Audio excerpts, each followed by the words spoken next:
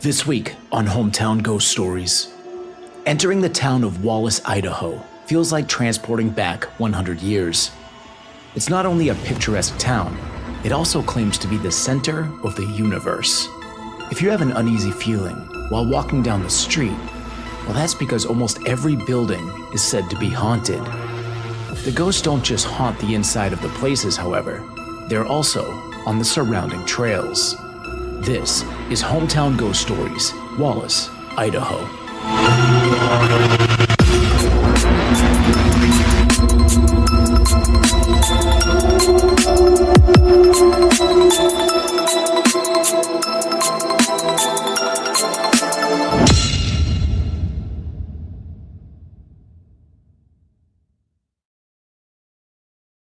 Hometown Ghost Stories contains serious and often distressing events and is not intended for all audiences. Viewer discretion is advised. Having lived in Wallace his whole life, Rick had heard plenty of stories about the Jameson Hotel being haunted, but he never quite believed them. He had grown up hearing tales from friends and neighbors. Some claimed to have seen the ghost of a spirit named Maggie in room 3. Others spoke of hearing disembodied footsteps or feeling icy chills in empty rooms. But somehow, Rick had never had a ghostly experience of his own. To him, the stories were part of the town's folklore, meant for tourists and thrill seekers. So when he was asked to look after the property for a night, he agreed without a second thought. The place had been a staple of Wallace for nearly a century, and Rick had always loved its charm, creaky floors and all. He figured it would be an easy job, just him and Ladybug, his loyal black lab mix, spending a quiet night in an empty building. It was around midnight when he first heard it, the unmistakable sounds of a party from the floor above. Laughter and the sound of music floated down, as though a celebration were in full swing. Ladybug, who had been sleeping beside him, shot up, her ears perked, and her body tense. "Someone probably just left the radio on," he muttered to Ladybug, even though he wasn't convinced. He decided to investigate, grabbing his flashlight and heading up the stairs, Ladybug trotting along, alert but cautious. The laughter and music grew louder as they reached the upper floor, echoing down the narrow, dimly lit hallway. The sound seemed to be coming from the end of the hall. Rick couldn't help but feel a chill as he approached, though he shook it off.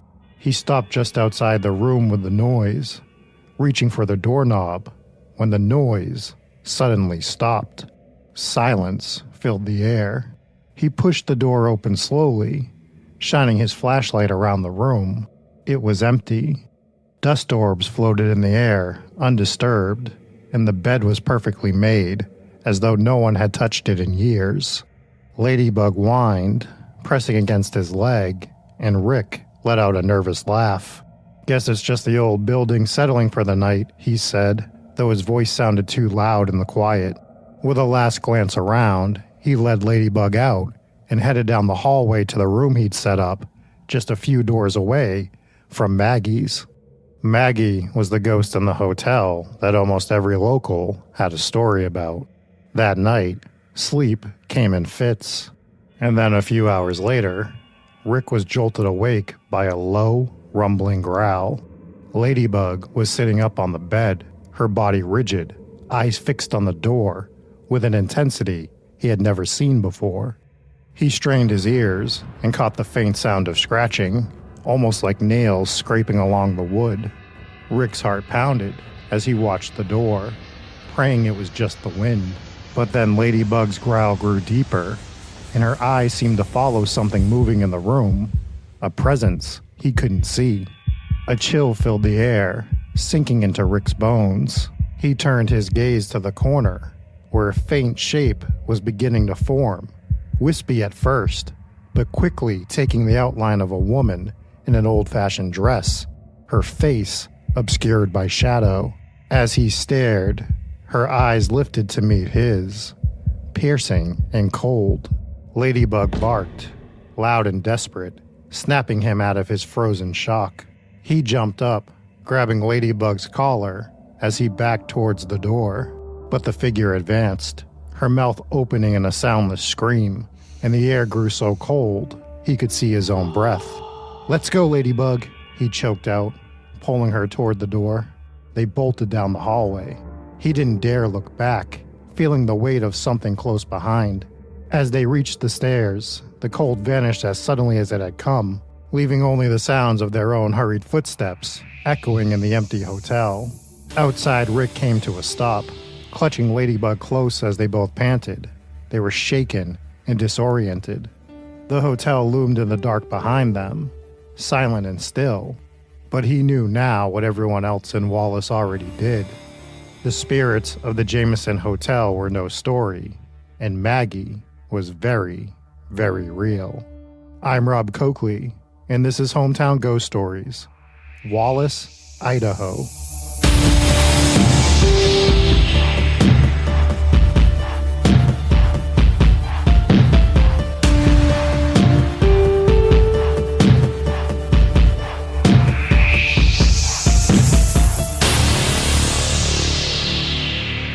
In 1884, a man by the name of Colonel William Wallace would build a cabin at a site he called Placer Center. Within a few short years, the area would have a number of small businesses, including a general store, sawmill, and hotel. By 1888, a group of townspeople petitioned to be an incorporated town, and they chose the name Wallace. The town itself would become famous for its work hard, play hard attitude, and a number of bars and brothels popped up over town. In fact, the last brothel in Wallace didn't close its doors until 1991. The Oasis Bordello, one of the last remaining ones, is now a museum that you can still visit. The town would meet a few hardships over the years after its founding, but nothing would match the Great Fire of 1910, also referred to as the Devil's Broom Fire. It caused mass destruction and death throughout multiple towns in Idaho and Montana. Wallace was hit especially hard, and a third of the town burned to the ground. Ed Pulaski, a Forest Service employee, was leading a group of 45 men during the Great Fire, trying to get to Wallace for safety. Pulaski, knowing they wouldn't make it to the town, led his men into the Nicholson mine for refuge. He would force the men to lie face down in the mine as the smoke poured in around them. In a panic, one of his men got up and tried to dash for the exit. Knowing it would mean certain death, Pulaski sat up and drew his revolver and said, quote, "The next man who tries to leave the tunnel, I will shoot," end quote. The men laid back down, many passing out from the smoke. The next day, as men came to, one shouted out, "The boss is dead," to which Pulaski raised his head and yelled back, quote, "Like hell he is," end quote. Ed's actions saved 39 of the 45 men in his care. Since that day, a trail near the mine has been named after Pulaski, and the Pulaski Trail has been the site of numerous hauntings. Glowing orbs, EVPs, and a feeling of uneasiness have all been reported on the trail. Many have also reported seeing the silhouette of a man, sometimes walking into the mine and sometimes exiting, but shortly after, always disappearing without a trace. The Ryan Hotel is one of the few buildings to survive the fire of 1910 in Wallace. Built in 1903, the hotel has served several purposes, including housing for miners and long-term tenants. Heavy renovations were made in 1933, and the hotel mostly holds this look to this day. Although there are several friendly ghosts that are known to roam the hotel, the most active is believed to be the ghost of Miss Dorothy Montgomery. Dorothy was a local third-grade teacher for most of her life before passing in 1998, and she resided at the hotel for roughly 43 years. Felt throughout the hotel, mostly nudging staff to complete their work, the presence is mostly felt in room 11, where she resided. On several occasions after guests have checked out, a presence has led a staff member to the room to discover left-behind items, to get to the guest before they're too far away. She also has led staff to areas of her room to make sure they are perfectly clean before the next guest checks in. One such instance was a voice telling a staff member that the bed wasn't made properly. Puzzled, the worker pulled up the blanket and saw the sheets were messed up. Upon fixing it, the presence the worker was feeling left the room. The 6th Street Melodrama Theater is the oldest standing wood building in the downtown district. It's had many uses over the years, including a brothel on the 2nd floor. Workers and patrons have had many different paranormal experiences within the building. Some have felt like they are being watched as they move through the old theater. Others have seen shadow figures darting around corners. Paranormal investigators have been called in to check the place out and have captured quite a bit of evidence. During a spirit box session for one particular group, the words money, leave, angry, and silence came through. This has caused many to believe it to be spirits from its day as a brothel, but with so much history in the building, no one truly knows who the spirits are. A local by the name of Benjamin described the place as follows, quote, "It's a big spooky place when you're in it alone. It's like you can hear all the whispers of all the voices of all the actors who ever played here." End quote. The most popular haunted location in all of Wallace has to be the Jameson Hotel. Built in 1907 by Theodore Jameson, who would even live there for a time, the hotel has seen its fair share of guests throughout the years. There is believed to be multiple spirits that haunt the Jameson, but 2 are more prominent than the rest. A spirit of a little boy is known to play within the halls of the Jameson. He is said to love toys, especially balls, and when left out for him to play with, he'll move them down the hallway. The pitter-patter of a child running down the hall has also been reported by several guests.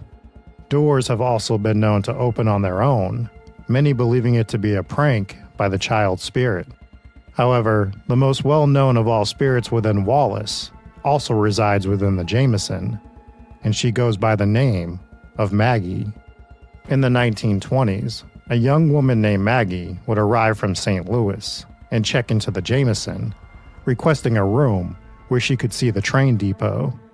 She told staff that she was there to wait for her lover to arrive so that they could get married. She waited for weeks, but he never showed up. After leaving, the staff felt bad for the woman, but didn't give it much more thought, until she showed up again. This would become a recurring thing for years, so much so that she struck up friendships with some of the locals. And when she came, she would always stay in the same room. There's even some reports that she would help clean the Jameson while she was staying there. Eventually, after years of this routine, Maggie never showed up in Wallace again. Rumors spread that the man she was waiting for had actually died in a train accident in St. Louis some time before. No one knows exactly what happened to Maggie, but shortly after she stopped returning, strange things started happening in the Jameson. Maggie's former room would be much colder than anywhere else in the hotel. The impression of a body having laid on the bed in the room would be found by housekeepers, even after the room remained vacant. They would point out that the pillows especially looked like somebody's head had just laid on them. Many have also seen the apparition of a woman walking the halls, and they've also seen her in Maggie's old room, staring out the window. Renovations throughout the years have increased the activity within the Jameson, perhaps stirring up old memories of other former guests as well. Through all of it, though, Maggie has been a presence at the hotel, waiting on a love to meet her there that will never arrive.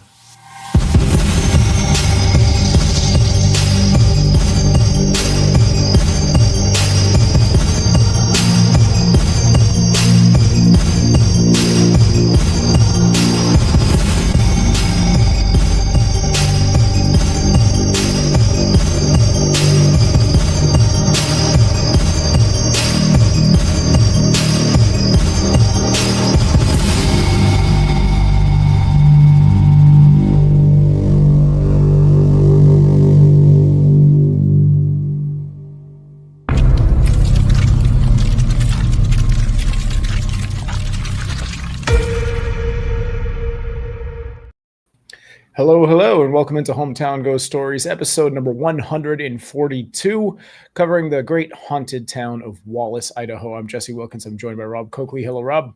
After a spooky season of covering city after city, it was time to get back to our roots and cover a small town. And Wallace was the perfect one to kick it off with. And you know, if it has a brothel, Rob's going to talk about it, no matter what. Especially if it was open till 1991. Yeah, that is not that long ago. Yeah, we were all alive, all of us. We were. Speaking of being alive, Dave is here. He's alive. Hello, Dave. Barely hanging on. Pulled a muscle in my back earlier today, and I'm struggling. You know, I participated in. We had a parents first coaches flag football game. So like I went all out, threw 5 interceptions. We don't have to talk about it, but you threw 5 interceptions. No, yes, might have been 4. Anyways, that's not. You can't reduce it. That's not the point. All right. The point is, I'm like struggling to get up the stairs. This was 2 days ago. Like, dude, used to be I would feel it for like, a couple hours the following day. Yeah, I'm looking at day 3. I'm like, I hope I start to recover tomorrow. Yeah, we're old men. That's what happens after you throw 6 interceptions. I was going to say that the physical toll your body must take after all those interceptions. It's mostly the mental toll of throwing 5 to 8 interceptions that really hurts me. It hurts me. Hurts my soul as well. But anyways, we are here, episode 142. A lot of generosity in chat. Before the stream even started, we had 100 gifted subs, 50 from Tess P, 50 from Brenda C, and then right as the stream kicked off, another Vice, who is, by the way, the RIP of the week, through 50 gifted Hometown Ghost Stories memberships in Super Chat. And then Steph C came in with $20 just right now. $20 in Super Chat. Thank you so much. Said, we've been neglecting y'all. Happy almost 13th birthday to Sydney. It is always good to have you back, and happy almost birthday to Sydney. Happy almost birthday. Happy almost birthday indeed. Then Aussie joined up, and Brenda C also joined up. I feel like if you gift 50 subscriptions, YouTube should just give you a membership. Why do you still? She was a member for 2 months, Jesse. You don't know how to read. Well, no, that was a separate sub. No, it said member for 2 months. It's showing that she's been a member for 2 months. That means she just signed up now. That's why it popped up. No, it doesn't. It means she's been a member for 2 months. Yes. We should argue about this. We should argue about this right now. The way it works is when they click the subscribe button to join up as a member again, it pops up in our chat. All right. We could talk about it later, but yeah. Boomer Rob doesn't understand how becoming a member. Boomer Jesse doesn't understand how it works. Then why is it giving us the notification, Rob? Velcro Fish Sticks has joined up for 12 months because he just clicked the button, Rob. That's how it works. Anyways, moving on. So we're talking about now everyone's going to click that button just so you see that. Matthew T also just re-signed up for his 18th month. They didn't just re-sign up. That's the point. They can just share that they've been a member for 18 months. That's not how it works. Anyways, thank you so much for joining us to listen to us argue about the way these things work. And thank you for being so generous and becoming members on YouTube. So moving on, you guys got to stop clicking that button because I'm going to thank every single one of you, and Rob's going to get even more mad every single time. But we'll read it out anyways. Well, me in Chicago joined up for 13 months in a row. Look at that. It's beautiful. Okay, so moving on. What else do we have going on here? We got through the formalities, right? There's not much going on here. But the RIP of the week, another Vice. We thank you so much. Yes. Yeah, so we are covering Wallace, Idaho this week. We have a bunch of ghost stories to get through. I have a bunch to talk about that wasn't in the opening. I just want to point out that I got a lot of my information from this book, Ghost of Coeur d'Alene, from author Deborah Cooley, we're going to say. Cuyle. No one knows how to pronounce that last name. That's a tough one. Yeah. So thanks to her for writing this book. It doesn't just cover Wallace. It covers a bunch of different ghost stories within that area of the map. We won't have Dave point out where that is. We'll be here even longer than me and Jesse arguing about YouTube semantics. So we're just going to move along and start talking about the town of Wallace. And the first thing I want to point out about Wallace is not ghost related at all. But some people might have noticed the title of this episode, and it's titled Hauntings in the Center of the Universe. And I think we need to address that whole statement. And I'm going to start by showing you guys where they call themselves the center of the universe is on a street corner at Harry F. Magnuson Way, and I believe it's 6th Street. And Do you want to know the scientific purpose for them calling themselves the center of the universe? I do. Yes. Well, in 2004, the mayor proclaimed the city to be the center of the universe because it can't be proven otherwise. Fair. That's true. Can't get mad at it. And when local historian Shauna Hillman was asked why it was called the center of the universe, she responded with, quote, "Why not? That's the answer to it. Why isn't it the center of the universe? How about you prove it isn't?" I like this. I like the way this is going. So if you go to the town, I actually went to Wallace a couple months back, so was able to walk the city. So as you can see here, this is the sign showing you where the center of the universe is. And the center of the universe, ladies and gentlemen, is painted onto a manhole cover. Conveniently, the manhole is specifically in the center of the universe that you can stand on and take your picture in the center of the universe. They really ran with this. I like the dedication here. Commitment to the bit. Sometimes you just got to commit to the bit and go for it. So kudos to them for thinking of it. Kudos to them for having their little claim to fame there by being the center of the universe. So based on the logical fallacy, but yes, they stuck with it though. They did stick with it. So like I said, I was able to go to Wallace, and Wallace is a very cool town to go walk through. It's a very small town, as you could see from a lot of the videos if you were watching along, but it's almost like being transported back to the 1930s. Like it really has that vibe of like a 1930s town. As you're walking around, all the buildings, you're like, this is probably exactly what it looked like in 1932. Well, it has to be. So this is one of the rare locations that every building in the town is on the National Register for Historic Places. Right. So you can't even alter these buildings if you wanted to. I'm sure you could do a little bit to the inside to modify or to, make them a little bit more modern, clean things up a little bit. But overall, like you can't change the outside of the buildings the way, due to the law. So very historic town. I believe it's the only town in the United States that has every single building on that registry.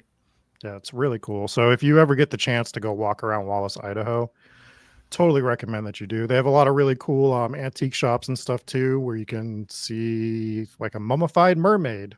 It's definitely real, for sure. Like it's not fake at all. We've seen so many of those. We always try to find the strangest museums whenever we're in like a new city, and there's always a mummified mermaid in one of them. Yeah. Yeah, there's one of those. They had a two-headed duck, which was cool, a stuffed two-headed duck. So I was excited to see that. I couldn't shoehorn a lot of those pictures into the video, unfortunately. Maybe I'll share them on Discord later if you guys are in Discord. So we have a lot to talk about with this town, though. We talked about a lot of the stuff in the opening video, and we'll try to get to some of that. But I want to hit on some locations that are not in the opening portion. And I want to start with the Brooks Hotel. A lot of haunted hotels in Wallace, but they're not standard hotels. They're just like 2 or 3 floor buildings with 10 rooms tops in a lot of them. So very historic looking, older looking hotels. A lot of them have the whole shared bathroom situation, which I'm not a fan of. Never want to go shower in the same place that other guests have to shower in. No. So is it one of those hotels that's just really small and has small rooms? Like all of them, like every hotel in Wallace is like that. Yeah, because a lot of these, which is why Rob's covering it, were former brothels turned hotels. So each one doesn't have its own bathroom in a lot of these cases. You could cover brothels too, Jesse. It's fine. It's just fine. We aren't even talking about a lot of the brothels. He did cover a brothel once, and you got really mad at him. I do remember that. Like, hey, what is this? Yeah, you stick to your asylums and tuberculosis hospitals. I'm like, all right, I'll stay in my lane. All right, so the Brooks Hotel was originally built as part of the hospital in 1905 and had a morgue in the basement. Over the years, it served many different purposes before becoming a hotel, including a department store and a dry goods store. It became known as the Day Building when the Day brothers purchased it in 1916, which, what a great last name. You can just be referred to as Day Man if your last name is Day. Yeah, Fighter of the Night Man. Yeah, exactly. It's known to be haunted by the champion of the sun. By the champion of the sun. All right, we're not going to be paying any troll tolls here in this episode. It's known to be haunted, but not by who, which is very much a recurring theme in Wallace. There's not many known spirits, which is fine. It's understandable when this was a town where a lot of people were coming into and leaving on a frequent basis, right? We're dealing with a lot of hotels. We're dealing with brothels. We're dealing with people that were minors that were coming to work there. So that makes sense. Maggie's pretty much the only one that we really know the name, and the school teacher from the other hotel that lived there for years. Within the Brooks. I do feel like in a lot of cases, they're so quick to slap a name on a ghost. Like if you think just like a random example, like the Driscoll Hotel. Yeah. Like, oh, you could smell a cigar smoke, so they assume that's Driscoll himself. It's like, could be anyone. Could be anyone. They had a cigar lounge in the building. Yeah, exactly. Yeah. So 2 staff members have given accounts of activity within the Brooks Hotel. And I'm going to give you the quotes from both of them. The first one was from Rachel, where she said, "We hear footsteps a lot when cleaning the rooms. Sometimes I know for a fact that we are the only people there. Many of us have heard the phantom footsteps, but we never feel anything scary or creepy. We like to think it's just one of the former guests from years gone by who loves the Brooks and just doesn't want to leave." So getting a staff member account is always good. It's always so tough when you're in. I mean, like obviously, if they don't think anybody else is in the room or in the hotel, then that's fine. But it's so tough when you get those big hotels and you hear footsteps. You're like, well, it's a hotel. Could be other staff, could be other people, but it's important that to remember that these are very small buildings. Some of them with just a handful of rooms. And if you hear someone in the building, especially when everyone's checked out, that it could be not something human. Correct. The other story's a bit more spooky, and this one is from Gary.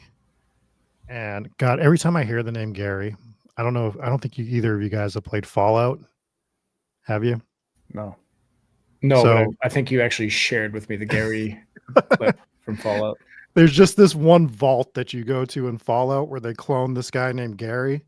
But it ended up being that all the clones could only say the name Gary. So all these clones are just running around saying Gary. It's just one of them. Is that, and what was it, Gavin in Red Dead Redemption? Yeah. Where there's somebody's just running around, just this NPC is always, where's Gavin? Gavin! I think it was Gavin. Yeah. All right. So Gary says, several years ago, we had a guest who said she had seen an apparition upstairs. So we went upstairs and she took some pictures and a video with her phone. She did a complete circle as she did this. When we looked back on the photos and video, we all saw the partial figure of a woman wearing a gown looking right at the camera. You could see the lady's face. As we were in the old operating room, the gown would make sense. The operating room had a marble floor with a skylight for the surgeons. So a bit more terrifying. I wish, once again, we had access to at least one of the photos or the video to see this, but we do not. Share it. So, yeah, please. If you are the person that took this photo or video, share it so that we can see it, because that is terrifying. The only time that I think it doesn't take away from the credibility of a photo like this, when they don't share it, is when it's somebody that runs a ghost tour. And, we've seen that down in Texas and all of, I try every time I go to a city, whether I'm there for haunted business or not, I try to do a ghost tour if it's available. And they have their select photos that they'll show on the iPad, but they won't share it with anyone. And that's because it's their business. So that's fine. But if you're a paranormal investigator, or if you're going to share this story, you should share the photo. Because it's going to make us believe the story. If you just tell us that you have this great footage or this great photo and you never show us, and you just tell us a story all about your awesome photo, makes me wonder if the photo ever existed in the first place. But I don't want to discredit it. Maybe the photo is floating around there somewhere. Yeah, it could be. It could just be in places that I was not able to find it. So if you know of this photo or this video, I have a picture of a ghost. I just can't find it. It's the same people as the, I swear to God, I have Bitcoin on a computer somewhere. Sure you do. The Bitcoin story. Do you remember the guy from a few years ago that actually had Bitcoin on like a a locked USB or something that if you put the wrong password in like 6 times, it corrupted the file. Oh, Oh, And he no. forgot the password. Oh, Oh, no. no. He was down to one try. I don't know whatever happened to it. That'll be a fun mystery to solve after Was this it show. your idea to say just auction it off? Like you got one guess. You got one guess at the password. There was that Starting other bid is story when $5,000. when Bitcoin first came out. There was that guy who ordered pizza and paid for it with Bitcoin, Yeah. and it would have been worth like millions and millions of dollars had he not just spent that on pizza that day. He claims he doesn't regret it. He's like, at the time, it seemed like a great, you can't predict the future. I mean, which is just an insane perspective. Well, what are you going to do the rest of your life? True. You know. Well, I knew somebody that was telling me to buy Bitcoin when it was like $100 a coin. And I looked into it and I couldn't figure out how the hell to buy it. Exactly. Yes. I was just like, all right, too much work for me. And now I'm still poor. So there's that. So didn't work out. No. But here we are now. Yes. So I also have another story from the 9 Mile Cemetery to talk about. And this kind of goes to a thing you were just talking about, Jesse, where people are just trying to put something like just attach a name to a ghost. And I think that's happening here. But it's a cool story. So just outside of town, there have been at this 9 Mile Cemetery, there have been numerous reports of orbs, strange lights, moans, and shadow figures at the old cemetery. In fact, this is the same graveyard that Ed Pulaski is buried at, who we have to talk about because what a badass this guy was. Ed Pulaski. It's not known if the victims of the Great Fire, the Spanish flu epidemic in 1918 and 1919, or someone else that haunts the cemetery, but many believe there is a haunting there tied to a murder. You guys want to talk about a murder? Sure. All right. On June 30th, 1916, a man by the name of Clarence Dahlquist, a local musician, was in the lobby of the Samuels Hotel on the corner of Cedar and 7th Street. He was talking with some friends when an enraged man by the name of Herman Rossi came barging in. Rossi was the former mayor of Wallace, and upon returning home from a business trip, found out that his wife Mabel had spent 3 days with Clarence. At their own house, nonetheless. Not good. Finding out his location, he went to the Samuels Hotel, approached Clarence, and began pistol whipping him repeatedly in the head. Clarence would try to flee, but Rossi raised his gun and shot Clarence with the bullet piercing a lung, and it killed him the next day. Damn, that's a murder. Rossi left the scene in a catatonic state and went back to his office, where some friends met him and told him what he had done.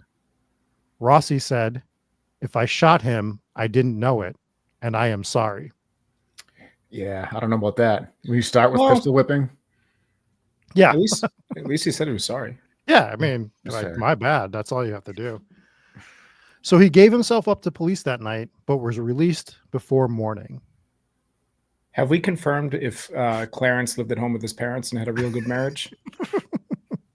Well, Rossi was the one who didn't have a real good marriage, but That's true. That's true. It might have been the basis for 8 Mile. So Rossi would go on to be tried for murder, but in the end, after deliberating for less than an hour, he would be found not guilty. All right. What, did he know someone? Was he like a? Well, he was the former mayor of the town. Oh, But I thought it was like the jury being like, well, you know, He did say sorry. guy was with your wife. You said you're sorry. But wait, Well- isn't saying sorry like an admission of the crime? Yeah, it is. Not only was he the former mayor of the town, after this murder trial, he would be elected mayor 2 more times. He did say he was sorry. Tough on crime. Yeah, He will shoot you. he will pistol whip the crime right out of this city. So Dahlquist was buried in Nebraska, which is where he was from, but Rossi is buried at 9 Mile Cemetery, and many believe he still roams the graveyard, remorseful of his actions, which I don't believe. Mm-hmm. I don't know, dude. I don't think he's remorseful of his actions. I think he's happy he got away with it, personally. Yeah, but Maybe you he was gotta originally. maintain that you're remorseful. Not into the afterlife. You don't have to roam the world as a ghost pretending to be like, I didn't really mean to do I'm it. still sorry. I'm still so sorry. Speaking of being sorry for murdering people, Crazy Legs dropping 20 hometown gifted memberships in YouTube chat. Thank you so much. That is absolutely amazing. Murdering us with generosity. Yeah, that's what I meant. Yeah, I think if you gift us at least 20 hometown ghost story memberships, you are legally allowed to murder someone and they will find you innocent in under an hour. Don't quote me on that. It might vary state to state. Only if you apologize. Yeah, you do have to apologize. They'll let you get away with 20 pistol whips if it ends up in murder, and we'll figure it out from there. It's got to be at least 100 gifted subs for that, I guess. No, I appreciate that though. Thank you so much. So he did end up divorcing his wife, Mabel, afterwards, who disappeared from Wallace. I looked up to see if we could see where she was buried. She's one of the people that we don't know when she died, which is suspicious. Yeah, I was gonna say she might be buried in someone's backyard. Yeah.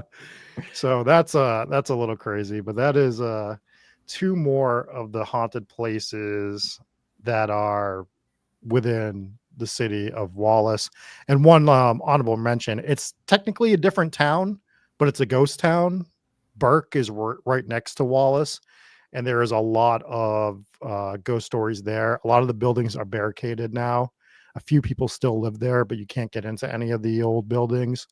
But I did read a cool ghost story about when it was still operational, a supervisor had gotten killed while in the mine shaft or something, and two miners had ended up seeing him the next day working and disappearing into one of the rock walls, and they almost quit on the spot after seeing him. So very terrifying. Almost quitting is wild. Like, what's it going to take for you to quit? Yeah. These guys are dedicated. Well, buddy, there still ain't much up there. I drove around. So when you're up in Wallace, it's that like little dingly piece of Idaho. I think that's the scientific term that's for what they it. call it. Yeah. Yeah. It's like when you look at him, the mayor actually called himself. He's like, I am Herman, mayor of the Dingley piece. The dingly piece of Idaho. Now, when you look at a map, as I get away with another murder. When you look at a map and you see that piece of Idaho, aren't you just like, why? Like, why is that there? Like, give that land to Montana or give it to Washington. Why do you have this little strip? You know, when people came up to him for advice after he absolutely killed a bunch of people, they're like, hey, what do you do with the bodies? He goes, oh, you bury them way up north in the tippity top of the Dingley piece. That's how they talk in Idaho. Yeah. Murder is legal in the Dingley. What happens in the Dingley stays in the Dingley. We can move on. We'll edit that out. We won't. We never do.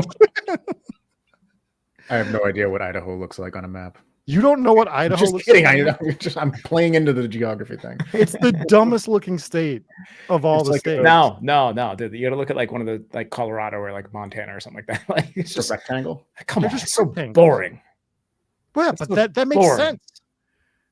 It's like they're like symmetrical. They make sense. It's like, all right, there's a block of state. Idaho has like a wizard hat on. Like it's got some character to it. Florida, look at that. Looks like corn on the cob. You know, that's what Florida. Some character. You know, corn on the cob. Sure. How does it look like corn on the cob? I don't know. It's a peninsula. They all kind of look like most of corn on the cob. I don't know what you're talking about. I don't know what you're talking about either. We can move on. We'll edit that out. Show is off the rails already.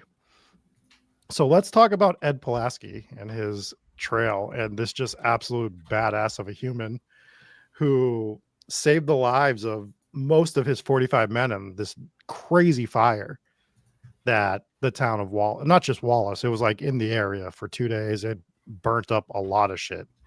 Like there was a lot of loss within the Great Fire. I think they also called it the Devil's Broom Fire, which is too cool of a name for a tragedy. Can't do cool names for tragedies because it's like, yeah, I want to see that. Yeah. But Ed Pulaski, he was a forest ranger who was trying to fight the fire with these other men. They were starting to, get engulfed in flames on all sides. They were trying to make it to Wallace when most people were trying to leave Wallace because Wallace was in flames, but they thought that was their only chance for safety to try to get to one of the trains or something. And they ended up having to go to this tunnel. And the way to combat the fire, he knew the only thing they could do was lay in the dirt and like face down in the dirt. And if they had gotten up, like their backs were burning. A lot of these guys were losing eyesight. Some people went blind for life because of this fire. Their lungs were filling up with smoke, but if they got up, they literally would have burnt to a crisp. That's how hot the fire was. So he's laying on his stomach within this tunnel. One of his men goes to get up and he has to like pull a gun on him because he knows if he runs, he's going to die. And the next morning, a lot of the men were passed out, obviously, and they thought that he was dead. And they yelled it out. They're like, the boss is dead. And he just gets up. He's like hell he is. All right, Jesse. I didn't even pull that up. That was Dave. There it is. There's corn on the cob in the shape of Florida. I'd be lying if I said I wasn't also trying to do this and just ChatGPT not ChatGPT was a thing, just can't handle it whatsoever. So worked for me. Oh my god. Oh my We're giving it a shot. It's just it doesn't quite understand what I want it to do here. Apparently, there we go. Got a little bit of it, but this is the entire country thing. All right, let's move on here. Our jobs are safe from AI for another 6 months. That's what we just figured out. Yep. So he's this total badass. He has this trail named after him. He, also, that fire axe that has like the hoe on the back of it. It's like one side's the axe, the other side's got like the backhoe on the side. Yeah. That's called the Pulaski, and it's named after him. So that's awesome. He deserved it. Yeah, that's how badass this guy was. So his trail, they named the trail obviously the tunnel after him, but there's been sightings of a shadow figure walking in and out of that mine, and no one has associated that the ghost is him, but a lot of people think it was probably one of the men. If it wasn't him, it was one of the men that was going into the tunnel with him, which makes a good amount of sense, but could be a case of anyone that went into that mine. You know what I mean? There was like 5 guys that died on the Pulaski trail with him. Yeah, could be anyone. So very sad story, but like a story of somebody who just was a total badass. The building in Wallace that I wanted to investigate the most, and we talked about this. We've talked about this so many times. When you go to a location and you kind of get drawn somewhere, Yeah. When I was in Wallace, as I was walking around, like filming the city or the town, it's definitely not a city. As I was filming the town of Wallace, I saw the 6th Street Melodrama Theater, and I was just drawn to it. Like, I was just like, I want to go in this building. That's like the live theater, right? Like you look at that building and it just doesn't look like it would ever be a theater at all because it's so small. It just looks like a 2-story house. But it's got that cool like marquee, not a marquee, but it has like that LED sign out. Yeah. I don't know the name of it, but it's not LED. But anyway, it's got a cool sign out front and it's got that like really old timey vibe to it. Yeah. It's really cool building. I was drawn to it. I was sitting there filming it. I was trying to figure out if I could get in it that day. That was the one building I was like, man, I really, really want to get in here. And not that I had any of our equipment or anything, but I at least wanted to just go walk around it just to see like what it felt like within there. It's not often I get drawn to an entire building like that. So that building is really cool. They have done investigations within that building. It is a live theater now. There was a brothel on the 2nd floor at one point.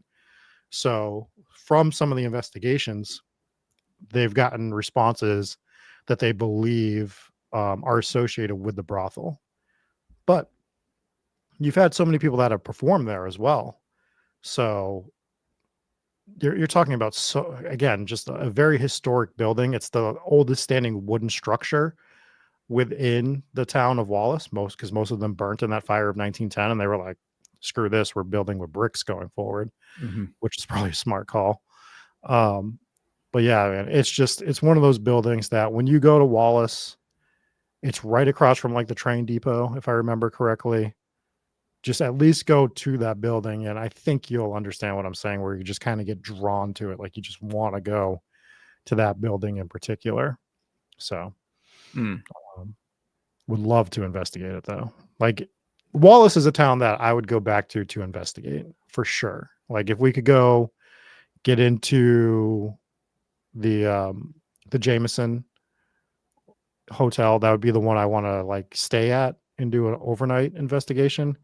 But I would really, really like if I could get the melodrama theater, I would be like, we got to go to Wallace, boys. Like this place is too cool to not do. Put it on the list. Put it on the list to go investigate. And sorry, go ahead. No, go ahead. I was gonna say the Jameson Hotel. That was the one you showed a few video clips of the lobby, correct? Yes. Okay, nice lobby. It's got that old timey kind of Wild West kind of look to it. That that's what you look for when you go to these little towns like this, old mining towns and stuff. Get rid of the goddamn Pepsi machine. Oh God, was that all you guys could look at too? It drives me nuts in hotels when you have like a nice little hotel lobby and there's just a stupid Pepsi machine in there. Nothing against Pepsi. If they want to sponsor the show, I love Pepsi. I drink Pepsi all the time. But we drink so much Pepsi. Such an eyesore. Unless you sponsor us, then we will suggest putting a Pepsi machine in every haunted location. Yeah, like can you believe some hotels have Coke machines? Like get that out of there. Yeah, can you believe the Conjuring house hasn't put a Pepsi machine in every room at this point? That's what we would say if you sponsored us. I'm actually surprised the Conjuring house doesn't have a Pepsi machine. They got to make money somehow. I don't know what's going on over there, but we don't have to talk about that. Yeah. So let's talk about the Jameson, because the Jameson seems to be the place with the most activity within the town, of a town that, and again, this is one of those towns that there's nothing, it doesn't seem like there's any malicious hauntings here. This is a town of like very friendly, for the most part, hauntings, which is, pretty cool to have that change of pace, to go somewhere and not be like, you might go to this hotel and a ghost might throw you out the window. Yeah, it's one of those ones where you don't have to sign a waiver in case you die while haunting. It feels like a town that is full of a lot of residual energy, with maybe a lot of residual hauntings. Yeah, exactly. And I think that's what we see at the Jameson, especially with this spirit named Conjuring machine would just take your money. Would promise you a Coke at some point during the night, but then still never show up. Moving on. We promised ourselves we weren't going to get into this topic. It'll dispense a spiked Coke for your drive home. Police are chasing the Coke machine down. Okay, moving on. Damn, we made it so many months without doing it. We're trying so hard not to mention this house. Jameson Hotel. Speaking of Jameson. Oh no. So the Jameson has, they believe, 3 spirits in it. You know how I am when they start throwing numbers out. One of my least favorite things you can do is don't count your ghosts. Just don't count your ghosts, because you don't know what you're dealing with at all times. So, but there are 2 prominent spirits within this hotel that seem to make their presence known a little bit more than others. Dave, to your point, I think that one of them is heavily a residual haunting, and I think the other one might be a little bit more of an intelligent haunting. And we'll start with that one. There is allegedly the ghost of a child that resides within the Jameson Hotel. And from the reported hauntings associated with the child, that one feels a little more intelligent. It's open doors to rooms people are in. It's running up and down the stairs, which you could argue is residual. But the one that makes it feel like it's intelligent is it will interact with a ball. And there are numerous reports of, like, if you leave a ball in the hallway, you will find it in different parts of the second floor. So not just moved a couple feet, like moved to a different location, rolled down the hallway around the corner, all like in a way that it can't just do on its own. So if those reports are true, then that to me seems like it might be a little bit more of a intelligent haunting than a residual one for that spirit. Yeah. I don't know if maybe it could still be a residual haunting interacting with a physical object. Because if the residual haunting is the child playing with toys and happens to find a toy, but I mean, I guess, yeah, I don't know. Yeah, but it's specifically interacting with a live object. I feel like residual hauntings usually don't interact with a live object from everything we've seen. It's more I don't, replicating. Maybe if it's in its path. Not that it would be kicking the ball, but maybe walking by it. I don't know. It could move things. Have we ruled out the ghost of a Roomba? We have not yet. It's good. It's good to keep it all on the table. Yep.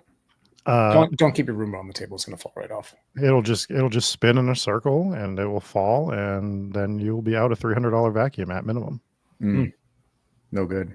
Some good advice you're getting on today's show, folks. Yeah.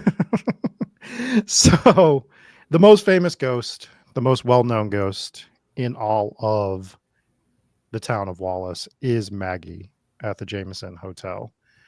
And from what I was reading, there are a few variations of this story, but it seems like the most common one is the woman showing up from St. Louis in the 1930s to wait for her lover that was going to meet her at the train depot.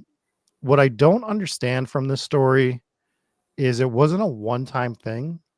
She was doing this over the course of many years, where she would come for a few weeks to a month or whatever. He wouldn't show up.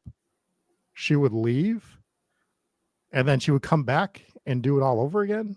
Sounds almost like a chance encounters type thing. Now I'm just completely making up a theory here, but doesn't it sound kind of like a crazy stalker type thing, where it's like maybe you met someone at that hotel one time, maybe had a good night, and then you just keep going, like that stalker person would keep going back hoping to run into that same person again, but he just keeps not showing up or whatever. That's kind of what it struck me as, which is really specific, but it reminds me a lot. There was a hotel. I believe it was a story from the Hotel del Coronado a long time ago out in California. Yeah. And it was a very similar story, but that one ended in a shooting. So that was next level, but kind of, yeah, you get these stories a lot at hotels, but you got to remember they're hotels. There are people who go to, you get similar stories like this all the time at hotels all across the country and probably across the world as well. Yeah. So that's one theory that I didn't think of. The way I was thinking of it is maybe her and this fiance had plans to meet in Wallace, and then she got word of something, like he passed away, and could have just had this mental break where she couldn't believe it, so she just kept going to where they were supposed to meet, and he just was never going to show up because something had already happened to him, so like she just was continuing to go do what she was supposed to do in order to meet him, even though it was never going to happen. Was the most. Yours, I think, makes a lot of sense too, but I think that's the only other situation that I could think of that could have happened here with her. But she was liked by the locals. She made friends with people. They said that she would help clean the hotel while she was there as well. So like she became like known throughout town. Again, you saw the town. It's not a big town. It's not hard to become known. Right. In Idaho. And you better clean up after yourself, because if you become known with a bad reputation, it's going to spread quick. No one's going to like you. Absolutely. There's like 10 of them. Yeah. They're going to let each other know. So she's been seen as a full apparition. There's been interactions with her. The opening ghost story, I embellished it a little bit, but that caretaker actually did have an encounter with her twice. Within there, he wasn't a believer. It was him and his dog that had the encounter, seeing, the apparition as well. So I don't know. I think that like if we were to go there, I'd want to go see if we could get some interaction with Maggie at the Jameson Hotel for sure. That would be a cool one. I mean, the whole town looks like a really cool town that I would love to visit. Yeah, it is on the list. It's definitely one of those ones where if we were doing like a road trip to the northwest to go stay there for a day. Also, do like some snowboarding or something. Haven't done that in a long time. Probably kill myself on it. You just threw 5 interceptions. You think you can go snowboarding and live? How am I going to celebrate this? Could have been 10. I can't even imagine snowboarding right now. Jared Goff threw 5 interceptions on Sunday and still won the game. I lost, but that's besides the point, okay? So they have this advertisement for the Jameson online. I was just looking up, and I thought the advertisement said, I'll just share it real quick, but I thought it said, "Stay with them, stay with us." I was like, what the hell does that mean? Like, I thought it was a ghost thing, but it actually says ski with them. Stay with us. I was like, dude, like at first I was like, that is the most creepy, haunting advert. They should change it to that. Like, that is, if they embrace the hauntings, stay with them, stay with us. We know a lot of horror writers now, like that write movies and stuff. If they're listening to our show, they just stole that. Mm-hmm. That's like their tagline on the poster now. Stay with them, stay with us. That's going to be... It's pretty good. It's pretty good. Yeah. It's pretty good. Yeah. So if we see... Until you show up at the hotel room, there's just other people also in your hotel room. It's like, yeah, you're going to stay with them too. Like, God, I didn't even meet these people. I mean, it is bathrooms. We've talked about it. I mean... Yeah. It basically is, yeah. Community shower at 7 p.m. All of us are going. So that is Wallace. That is the Hauntings of Wallace. I definitely recommend going and at least walking around the town if you're close enough to check it out. It is a really, really cool location. I think that many people would enjoy just going and getting a gander throughout the streets of Wallace, Idaho. It's in the Dingley part. It's in the Dingley. That's what they say. I do have a 5-star review here to read if you guys would like. I have 2 of them. Yes. Mm-hmm. First one is from Jennifer A. She sent this in via our website titled Best Spooky Podcast Ever, 5 stars. I wanted to leave a review for these guys because this is hands down the best paranormal podcast out there. I've told everyone I hang out with about the podcast and why they should listen. The time and dedication they all put into the research and storytelling is incredible. The back and forth banter between the 3 guys is hilarious. Each one brings their all to the table. I love everything about it. The side content is amazing. I started listening in the beginning of October. I'm at episode 107, which is holy shit. Crazy. Plus current with all of the October and all of the side content up to 107. I can't listen to anything else. Keep up the amazing hard work. Thanks for all you do, Jen. Thank you, Jen. Thank you much for that review. I'm going to pull up this other 5-star review, but while I'm pulling that up, I just want to mention that one of our longtime original listeners, Ricardo, he just lost his father, and his father did not have life insurance. So we have posted the GoFundMe to help with burial expenses in our Discord. So if you go to our Discord, go to the announcements tabs. If one of our mods wants to share that in the chat now as well, that would be cool. But we're thinking of you as well, Ricardo. Sorry to hear, Ricardo. Sorry to hear. And we have another 5-star review who did not put their name on it, but also came in from the website. I know they're from Delaware. It says, "Hey guys, 5-star fan with a movie review suggestion. I just got done watching Mousetrap on Peacock. I would love to hear your take on it." And I will say that it's one we're considering to do in the near future. So yeah, we talked about it. I haven't watched it yet, but we talked about it a couple of times. Yeah. So yeah, we shall see. Yeah, we're going to try to get to that one. We have a few more that we have to do before that, but maybe we'll get to Mousetrap after we get there. So that's it for reviews. If you want to jump into some Patreon names. Yeah, I was going to go through our Spotify comments, but we got a bunch of incoherent comments. So make sure this one just says upon. This one says the letter S, then stish, and then stitch. So thank you, Ben and Basher. That was good.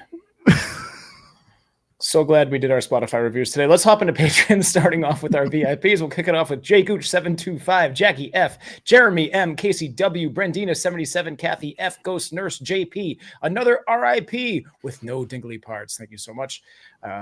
We have Dave has a new kangaroo onesie with a bottom flap. Tess, Mother McTibbles and her herd of ice-cold hand ankle-grabbing ghost children. Jesse is the most handsome, strong, and brave. Dave D, Kate and Steve M, Sharon V, Glitter Tease, Cammy from Washington, Kelly C, Jennifer P, Nick, Liz Young, Donnie N, Inspires Gaming, Allison V, Robert H, Laveau's Grave Rentals, new roommates every year, Anna C, Jeannie, Mallory from Montana, Mom and Pops W, Papa Squatch, Lisa J, and Mike Oubliette Blake. Oubliette. All right, moving on. Let's hop into... Which one's... Oh, the Warren's Words next. I almost forgot. It's not like I do this every week. All right, we have Degenerate Gambler, Voodoo Ghost, who shouldn't have hit on 19. The Viking Gamer, Jamie E, Nick M, Jeremy M, Beth C, Serena, Shawners, Leslie F, Rachel G, Her Lady Spookship, Slosh to Oshkosh, Julie G, or Julie Gooley, Eugene M, Arcade Hunters, The Bottom of Colby's Bottle, Kath Q, DC. Oh, this batter was real weird. I didn't know what was happening there. I'm just thinking about pancakes. Chris Connolly, LBPS founder, next HTGS guest. The other Rachel B, Sarah Cook, Janice G, Lily, Rachel B, Vampire Sandpaper on Rob's toes. Rob, it's Hermitage. Hermata, not Hermita. What? I'm guessing this is correcting a Rob mispronunciation. Would be my guess. I don't know. Apparently, you said the word hermitage, but pronounced it preposterously, which I can believe. That didn't happen. Hermitage. We don't even know what episode we're talking about. We have bars, brothels, and Pepsi machines. Oh my, Steph A, Seth on guitar, and Human Soup. Thank you so much for being part of the Warren's Words. And next up, we're going to hop into the Ghost Pirate Mafia. Let's start that off with Pandorica. Am I an idiot? Yes. Did you get this one, Rob? I don't know what that is. Pandorica. I don't know. Pandorica. 416. Sounds like a spice. It does. I won't keep doing that. Deb62, Karen L, Michael M, Tanya C, Jennifer A. Rob said I wasn't allowed to be a Patreon member after we interlocked toes and sipped soup in the sand. All right, I'm calling the police. This is getting out of control. H. You interlocked toes? No, I would never. You know me. You know I would never. You know me. Sipping soup in the sand is pretty romantic. I will say that. Amber R, Brant C, Emily P, Whisper. Mrs. Nardozzi, Kitten Clown, Shane O'Mac. I just can't get the idea of you locking toes. I would never. I would cut my own feet off. That is true. Yeah. I would saw myself on the... I can only imagine that when you're writing your poems for the end of Hometown Ghost Stories episodes, you're just interlocking toes with yourself. Probably with yourself, yeah. Trevor S, Amanda H, Christina S, Kate C, Kelly C, bloop, bloop, bloop. Crazy Legs, West Virginia coal miner, I'm sorry. Cowboys are 3-6. You can just keep putting the Cowboys record in the chat. That is absolutely amazing. Just Call Me Bree, Miss Macabre, Michelle, Naroku, Cold Warrior, a kid named Max who used to get fat stacks out on the corner with Rob's toe-sucking collection. D from H-Town, Sporculus is Danish for Ghost. Hold on. Do you want to hear the actual pronunciation? No, because I'm kind of having fun with it. But yes. You're still not going to get it right. How horribly off have I been? It's pronounced spøgelse. That's it? Sponge? It's pronounced Oops. Stop it. spøgelse. Splooge? Stop it. It's Splusa. Splusa. Never in 1,000 years would I have gotten that one. Sarah B, Monster Mom 04, Wicked A, Dark Snark, Rob, I did your ankle idea, but it's not working. Come over and lick the sweet and sour off my toes. We can turn it into a mukbang. What's happening? Megan. Don't understand. I don't know what that last word is. Don't know if I was supposed to say that on the show. It's a mystery. Megan S, Morgan S, I like Rusty Spoons, Wayne C, Hooters alumni class of Double D Chicago edition. Crystal Quinn, aka Not a Rob fan. Thick Boy Freddy's baby mama has not been yeeted.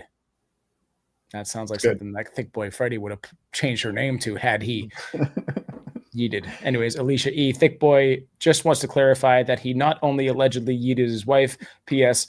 Rob's next on my yeet sheet, allegedly. He has a yeet sheet, ladies and gentlemen. Swanee, and I'm from the dingly piece of the center of the universe. Sam from Nepal. Joe R. Al Capone, Huggy Bear, Jesse will tickle your baby and comfort you. I'm not going to tickle anyone's baby. Solar Flare, Mariah M, Carolee J, Anthony, Shirley, not everyone was Kung Fu Fighting, T, Cody G, Brandon W, Hoopily Woopily, Bridge Witch, and the Polkageist. So that is our Patreon list. That was a wild ride, ladies and gentlemen. It was a tough one to get through tonight. Anyways, that'll pretty much do it. Want to give a massive shout out one more time to everyone who donated today. That includes Tess, Brenda C, Another Vice, Steph C, Crazy Legs, and then a whole bunch of people who re-signed up as members today, which is why it popped up in chat. That'll pretty much do it for this week. Anything else we want to touch on? Paranormal update this Friday for side content, and if you are a Patreon member, you're going to get early access to the Substance review that we are going to record. Yes, at some point. That is a new movie, so make sure you guys check out The Substance if you haven't already, to stay on par with our next upcoming reviews. And that'll pretty much do it. Thank you again to everybody who hung out tonight. Thank you for your generosity, all the donations and all that kind of stuff. Again, leave a 5-star review. If you can't donate to the show, that is perfectly fine. 5-star reviews, we'll read it out on the show. If you're going to comment on Spotify, make it make sense, please. Oh, I'm gonna throw out something without talking to the other two gentlemen of the show. We are going to do something coming up for the next year. Whatever the hell you're going to make me do here, go ahead. Make you do anything. I'm going to make our listeners do something. Once we hit 500 Spotify reviews, if you've left us a 5-star Spotify review and send it to us, we will do a drawing for a shirt, and we will do a drawing for a shirt at 750 Apple reviews and at 1,000. So as if you've already left the review, you're eligible, but once we get up to those numbers, we will do a giveaway for shirts. Sounds good. Yeah, I was afraid that you were going to announce like a third podcast every week or something like that. And I was just going to cry. So that'll do it. Thank you guys for tuning in. We'll see you next time. Bye.